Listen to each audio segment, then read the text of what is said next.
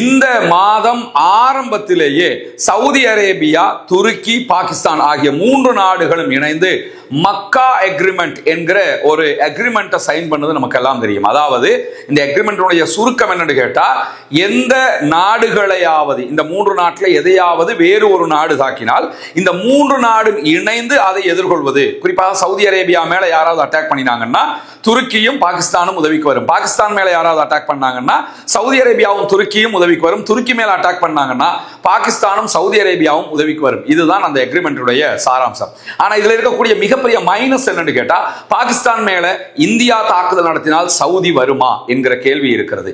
Saudi மேல Iran தாக்குதல் நடத்தினால் துருக்கியும் பாகிஸ்தானும் வருமா என்கிற கேள்வி இருக்கிறது. ஈரானுக்கு எதிராக அமெரிக்கா புதிய பொருளாதார தடைகளை விதிக்கும் பட்சத்தில் அவற்றுக்கு அமெரிக்காவுக்கு ஆதரவாக ஈரானுக்கு எதிராக ரஷ்யாவோ சீனாவோ துணை நிற்காது. அந்த பொருளாதார தடைகளை நாங்கள் ஏற்றுக்கொள்ள மாட்டோம். வளமை போன்று நாங்கள் ஈரானோடு எங்களுடைய எல்லா செயல்பாடுகளையும் முன்னெடுப்போம் என்று சொல்லி இன்றைக்கு ரஷ்யாவும் சீனாவும் கூட்டு அறிக்கையை வெளியிட்டிருக்கிறார்கள். எனவே அமெரிக்கா என்ன தடையை விதித்தாலும் ஈரானுக்கு சப்போர்ட்டிவாக ரஷ்யாவும் சீனாவும் இருக்கக்கூடிய நிலையில அமெரிக்கா போர்க்களத்தை மாற்றி பொருளாதார யுத்தத்திற்கு சென்றிருக்கிறது. யுத்தத்துல மிலிட்டரி அட்டாக்க நிறுத்திட்டு ஈரான் மேல எக்கானமிக் ரீதியிலான ஒரு வார நம்ம பண்ணுவோம், ஈரான் அப்ப முடக்கலாம் என்கிற நிலைக்கு போயிருக்கிறாங்க.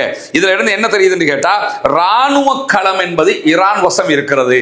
ஈரான் தான் ராணுவ யுத்தத்துல ஜெயிச்சிருச்சு.